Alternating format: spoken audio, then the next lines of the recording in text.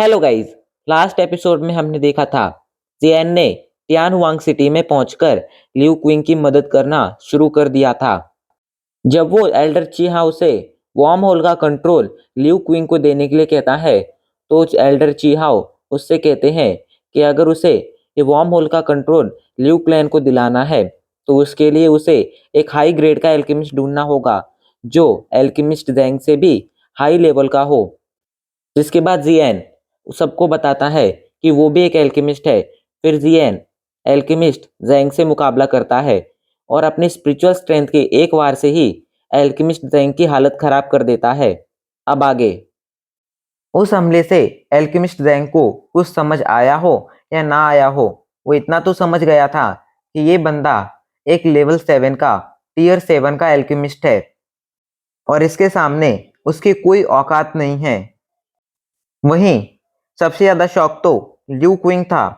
वो जानता था जियान कितना ज्यादा टैलेंटेड है, पर उसे नहीं लगा था कि बस पिछले 2 से 3 सालों में जियान ग्रेड 5 से टीयर 7 का एल्केमिस्ट बन गया होगा, क्योंकि डाउहोंग लेवल से डाउजोंग लेवल का वॉरियर बनना टीयर 5 से टीयर 6 का एल्केमिस्ट बनने से ज्यादा आसान था। पर जियान तो अभी टीयर 7 का एल्केमिस्ट बन चुका था। गाइस, टीयर 7 ग्रेड 7 एक ही हैं, आप इनमें कंफ्यूज मत होना। लिu क्विंग के पीछे खड़े लिu क्लैन के दोनों एल्डर लिu क्विंग से कहते हैं क्या ये आपके फ्रेंड हैं? तो लिu क्विंग कहता है आपको क्या लगता है, क्या कोई अनजान हमारे लिए इतना कर सकता है? नहीं ना। तो इसका साफ साफ यही मतलब है कि ये टीयर 7 का एल्केमिस्ट मेरा फ्रेंड है। इधर जियान मुड़कर एल्डर ची हाउ की तरफ देखता है और कहता है एल्डर ची हाउ, क्या अब मैं जीत चुका हूँ या फिर मुझे एल्केमिस्ट जैंग से एक और मुकाबला करना होगा?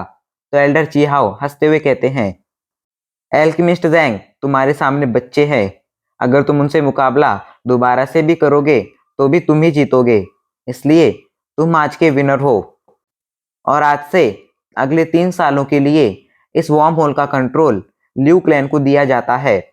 ये बात सुनकर लिu क्विंग तुरंत कहता है थैंक यू एल्डर ची हाउ। एल्डर ची हाउ कहते हैं तुम्हें मुझे नहीं अपने फ्रेंड को थैंक यू बोलना चाहिए, इसी के टैलेंट की वजह से तुम्हें आज ही वॉर्म होल का कंट्रोल मिला है। जहां वॉर्म होल का कंट्रोल मिलने से लिu क्विंग बहुत ज्यादा खुश था, वहीं चैंग याओ की हालत खराब हो चुकी थी। उसका चेहरा गुस्से से लाल था। उसे गुस्सा जियान पर नहीं आ रहा था, क्योंकि जियान टीयर 7 का एक एल्केमिस्ट था और चाहकर भी चैंग हाउ जियान से दुश्मनी मोल नहीं ले सकता था, क्योंकि पूरे सेंट्रल प्लान में एक टीयर 7 के एल्केमिस्ट को डाउजन लेवल के वॉरियर के बराबर माना जाता था। सेंट्रल प्लेन चाहे कितना ही बड़ा क्यों ना हो, पर उसमें भी बहुत ही कम डाउजन लेवल के वॉरियर थे और वो सभी वॉरियर भी किसी ना किसी क्लैन के हेड थे। इसी बात से एक टीयर 7 के एल्केमिस्ट की पावर का अंदाजा लगाया जा सकता है। अब वो टीयर 7 के एल्केमिस्ट से दुश्मनी मोल नहीं ले सकता था, इसलिए उसने अपना सारा गुस्सा लिu क्विंग पर निकालने का डिसाइड किया। पर अभी वो ये नहीं कर सकता था, क्योंकि वहां पर एल्डर ची हाउ थे, इसलिए वो बाद में ये सब करने वाला था। वो जब करेगा तब करेगा। अभी हम अपनी कहानी पर लौटते हैं। एल्डर ची हाउ अब जमीन पर आते हैं और जियान से कहते हैं इतनी कम एज में तुम इस लेवल पर पहुंच चुके हो, सच में तुम बहुत ज्यादा टैलेंटेड हो। क्या तुम मुझे बता सकते हो कि तुम्हारे जैसे महान योद्धा के टीचर कौन है? तो जियान कहता है मेरे मास्टर पहाड़ों पर रहते हैं और वो एक बहुत ही नॉर्मल से इंसान हैं जो जड़ी बूटियां बेचकर पैसे कमाते हैं और अपना पेट पालते हैं। जियान अपने मास्टर के बारे में किसी को नहीं बताना चाहता था। लिनियन जानता था जियान के मास्टर कितने ज्यादा पावरफुल थे, पर जियान ही जब एल्डर ची हाउ को अपने मास्टर के बारे में नहीं बता रहा था, तो लिनियन भी अभी के लिए चुप था, वो भी कुछ नहीं बोल रहा था।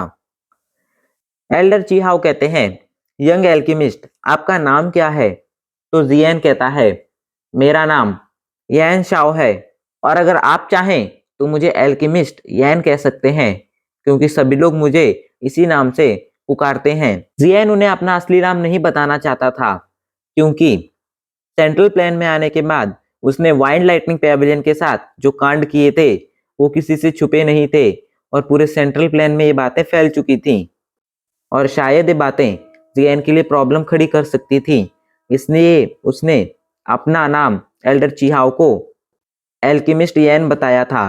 तो आप इस बात से कंफ्यूज मत होना, मैं कोशिश करूंगा बीच बीच में जियान का नाम जियान ही लूं, पर कुछ बार ऐसा हो सकता है कि मुझे जियान को एल्केमिस्ट यैन कहना पड़े। एल्डर चिहाओ समझ गए थे कि जियान झूठ बोल रहा है, लेकिन वो कुछ कह भी नहीं सकते थे। भले ही वो बर्निंग फ्लेम वैली के एक एल्डर थे और एक डाउजोंग लेवल के वॉरियर थे, पर टीयर 7 के एल्केमिस्ट के सामने वो भी कुछ नहीं थे। उन्हें भी टीयर 7 के एल्केमिस्ट से संभल कर बात करनी पड़ती थी। एल्डर चीहाओ ल्यू क्विंग की तरफ मुड़ते हैं और कहते हैं, अगले 3 साल के लिए वार्म होल तुम्हारे कंट्रोल में है। अगले 3 साल तुम्हें इसका मेंटेनेंस देखना है और टाइम पर बर्निंग फ्लेम वैली में हमारा जो पोर्शन है उसे जमा कराना है। वार्म होल से काफी ज्यादा प्रॉफिट होता था, इसलिए बर्निंग फ्लेम वैली इसे दूसरे क्लैंस को दे देती थी और फिर बाद में उस वार्म होल से होने वाले प्रॉफिट का 50% बर्निंग फ्लेम वैली ले लेती थी। एल्डर चीहाओ जियान से कहते हैं, एल्केमिस्ट यैन, क्या आप मेरे साथ बर्निंग फ्लेम वैली में चलेंगे? ये बात सुनकर जियान शॉक हो जाता है और कहता है, क्या मुझे बर्निंग फ्लेम वैली में चलना होगा? तो एल्डर चीहाओ कहते हैं, हाँ। जियान बर्निंग फ्लेम वैली में तो जाना चाहता था क्योंकि उसे स्काई फायर 3 मिस्टीरियस चेंज में काफी ज्यादा इंटरेस्ट था और साथ ही साथ वो 9 ड्रैगन लाइटनिंग फ्लेम भी चाहिए थी, क्योंकि अगर उसे एक और हेवनली फ्लेम मिल जाती तो इससे उसकी पावर कई गुना बढ़ जाती। पर जियान ने भी कच्ची गोलियां नहीं खेली थी। वो भी पहले ये जानने वाला था कि आखिर बर्निंग फ्लेम वैली इतने एल्केमिस्ट को क्यों इकट्ठा कर रही है। इसलिए वो पूछता है, एल्डर चीहाओ, क्या मैं जान सकता हूँ आखिर आपकी burning flame valley high grade के एल्केमिस्ट को क्यों ढूंढ रही है? तो एल्डर चीहाओ कहते हैं, हमारे बर्निंग फ्लेम वैली के हेड को एक हाई ग्रेड की पिल रिफाइन करनी है। उसके लिए उन्हें हाई लेवल के एल्केमिस्ट की मदद की जरूरत है। इसलिए अभी हम कई सारे हाई लेवल के एल्केमिस्ट को ढूंढ रहे हैं, पर आप चिंता मत कीजिए। अगर आप हमारी उस मिशन में हेल्प करेंगे तो हम आपको बहुत ही अच्छे रिवॉर्ड्स भी देंगे। ये बात सुनकर जियान थोड़ा चौंक गया था। जहां तक उसे लगता था, अगर बर्निंग फ्लेम वैली का हेड कोई बना था तो वो कम से कम एक डाउजन लेवल का वॉरियर तो होगा ही। और जहां तक जियान को पता था, कोई भी एल्केमिस्ट बस अपने दम पर ही एक पिल को रिफाइन कर सकता था। कई सारे एल्केमिस्ट एक साथ मिलकर पिल को रिफाइन नहीं कर सकते थे। हाँ, वो लोग उस एल्केमिस्ट की लाइटनिंग रिचुअल को पूरा करने में हेल्प कर सकते थे, पर पिल रिफाइनमेंट में कोई हेल्प नहीं कर सकते थे। फिर बर्निंग फ्लेम वैली का हेड ऐसा क्यों कर रहा है? जियान पूछता है, क्या बर्निंग फ्लेम वैली के हेड एक एल्केमिस्ट हैं? तभी एक आवाज सुनाई पड़ती है, नहीं, बर्निंग फ्लेम वैली के हेड एक एल्केमिस्ट नहीं है। वो एक एल्केमिस्ट बनना चाहते थे, पर उनके पास वो एबिलिटी नहीं थी, वो क्वालिफिकेशन नहीं थी जिससे वो एक एल्केमिस्ट बन पाए। पर उनका फ्लेम्स पर बहुत अच्छा कंट्रोल है और वो अपनी हेवनली फ्लेम को कंट्रोल कर कर काफी अच्छी पिल्स डिफाइन कर लेते हैं। पर वो पिल्स ज्यादा हाई ग्रेड की नहीं होती हैं, पर उनके पास भी कमाल की एबिलिटीज हैं। अभी उन्हें एक हाई ग्रेड की पिल रिफाइन करनी है, इसीलिए वो चाहते हैं कि बाकी एल्केमिस्ट आकर उनकी मदद करें। जियान उस आवाज की तरफ देखता है। ये बात उसे ल्यू क्विंग ने बताई थी। ल्यू क्विंग की बात सुनकर जियान शॉक हो गया था। उसे यकीन नहीं हो रहा था कि कोई वॉरियर, कोई इंसान एक एल्केमिस्ट ना होने के बावजूद पिल रिफाइन कर सकता है। उसने आज से पहले ऐसा कुछ नहीं सुना था। वो समझ गया था, बर्निंग फ्लेम वैली का चीफ कोई नॉर्मल इंसान नहीं है, वो एक एक्स्ट्रा ऑर्डिनरी पर्सन है जो बहुत ही ज्यादा टैलेंटेड है। क्योंकि पिल रिफाइन करने में स्पिरिचुअल स्ट्रेंथ बहुत ज्यादा इंपॉर्टेंट होती थी। स्पिरिचुअल स्ट्रेंथ से ही हम अपनी फ्लेम्स को कंट्रोल कर सकते थे, पर किसी नॉर्मल वॉरियर के पास इतनी ज्यादा स्पिरिचुअल स्ट्रेंथ नहीं होती थी इसलिए हर कोई एल्केमिस्ट नहीं बन पाता था। बट फिर भी बर्निंग फ्लेम वैली का चीफ एल्केमिस्ट ना होने के बावजूद पिल रिफाइन कर पा रहा था, तो इससे समझा जा सकता था कि उसकी स्पिरिचुअल स्ट्रेंथ नॉर्मल नहीं होगी। जियन बड़बड़ाता है, बर्निंग फ्लेम वैली के चीफ के पास जो फ्लेम है वो शायद 9 ड्रैगन लाइटनिंग फ्लेम होगी और उसने वो फ्लेम हासिल कर ली होगी, तो अब मैं उस फ्लेम को तो हासिल नहीं कर सकता हूँ, पर हाँ, मैं बाकी के 2 स्काई फायर 3 मिस्टीरियस चेंज को हासिल कर सकता हूँ। अभी पिल गैदरिंग में भी थोड़ा टाइम है, तो क्यों ना मैं वहां जाकर बर्निंग फ्लेम वैली में जाकर पिल रिफाइन करूं और बदले में उनसे स्काई फायर 3 मिस्टीरियस चेंज मांग लूं, और अगर अब मुझे मौका मिला तो दूसरे तरीकों से भी मैं उन्हें हासिल कर सकता हूं। अगर पिल रिफाइनमेंट में मेरी बर्निंग फ्लेम वैली के हेड के साथ अच्छी दोस्ती हो गई तो इसका तो मुझे दुगना फायदा होगा। फिर मुझे वाइन लाइटनिंग पेविलियन जैसे कुछ पावरफुल पेविलियन से डरने की कोई जरूरत नहीं होगी। और अगर मुझे इसका कोई फायदा नहीं हुआ तो स्काई फायर 3 मिस्टीरियस चेंज के बाकी 2 चेंज मिलने से मेरी पावर इतनी ज्यादा बढ़ जाएगी कि फ्यूचर में अगर फेटियान मेरे सामने आया तो मुझे उससे डरने की कोई जरूरत नहीं होगी, मैं उसे हरा सकता हूँ। भले ही वो एक डाउजन लेवल का वॉरियर होगा, पर उस टाइम मैं उसे हरा पाऊंगा। जियन अब एक निश्चय करता है। वो कहता है, एल्डर चीहाओ, मैं आपके साथ बर्निंग फ्लेम वैली में आऊंगा। ये बात सुनकर एल्डर चीहाओ रात की सांस लेते हैं। वो अपना हाथ हिलाते हैं। एक बर्ड के चिल्लाने की आवाज सुनाई देती है और मैदान में एक बर्ड आ जाती है।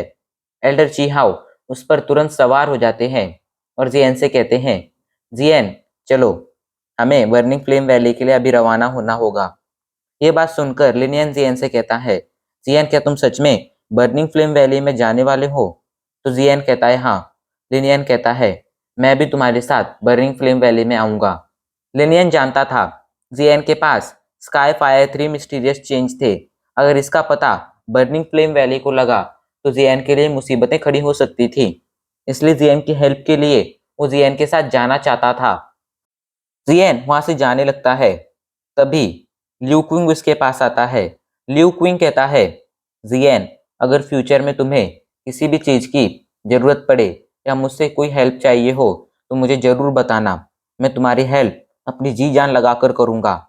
जियन कहता है, मुझे एक हेल्प तो वार्म होल के रूप में चाहिए थी, पर मुझे एक और हेल्प चाहिए। तुम पूरे सेंट्रल प्लेन में लिटिल फेरी डॉक्टर इस नाम की लड़की की तलाश करो, और हाँ, अगर तुम इस लड़की को ना ढूंढ पाओ तो जिनलैन नाम की एक लड़की को ढूंढो जो एक एल्केमिस्ट है, वो भी लिटिल फेरी डॉक्टर के साथ ही होगी। गाइज, अगर आप जिनलैन के बारे में भूल गए होंगे तो मैं आपको याद दिलाता हूँ, ये वही लड़की है जो जियानान अकेडमी में पढ़ने आई थी और अभी के लिए ग्रेड 5 की एल्केमिस्ट है। यही लड़की जियन को सेंट्रल प्लेन में लेकर आई है। एंड अब इसी इंफॉर्मेशन के साथ हमारा ये एपिसोड यहीं पर खत्म हो जाता है।